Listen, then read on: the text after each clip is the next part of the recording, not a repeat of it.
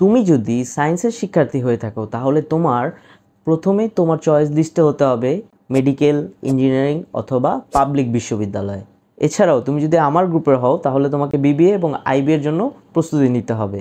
অর্থাৎ তোমাকে পাবলিক বিশ্ববিদ্যালয় যেমন ঢাকা বিশ্ববিদ্যালয়, রাজশাহী বিশ্ববিদ্যালয়, চিটাগাং বিশ্ববিদ্যালয় অথবা জাহাঙ্গীরনগর বিশ্ববিদ্যালয়ের মতো বিশ্ববিদ্যালয়গুলোতে সি ইউনিটের জন্য প্রস্তুতি নিতে হবে, যার জন্য তোমাকে অ্যাকাউন্টিং, ফিন্যান্স, ম্যানেজমেন্ট, বাংলা এবং ইংরেজি বিষয়ে খুব ভালোভাবে দক্ষ হতে হবে।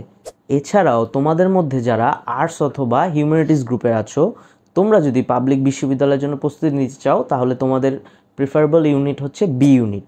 এর জন্য তোমাদের বাংলা, ইংরেজি এবং সাধারণ জ্ঞানে খুব ভালোভাবে দক্ষ হতে হবে। তুমি যদি এখন থেকে সময় নষ্ট না করে নিজের ইংরেজি এবং জেনারেল নলেজ, সাধারণ জ্ঞান সাবজেক্টটাতে যদি দক্ষতা অর্জন করতে পারো তাহলে ভর্তি পরীক্ষার সময়টাতে তুমি একটা এক্সট্রা অ্যাডভান্টেজ পেয়ে যাবে। এর জন্য তোমাকে কঠোর পরিশ্রম করতে হবে।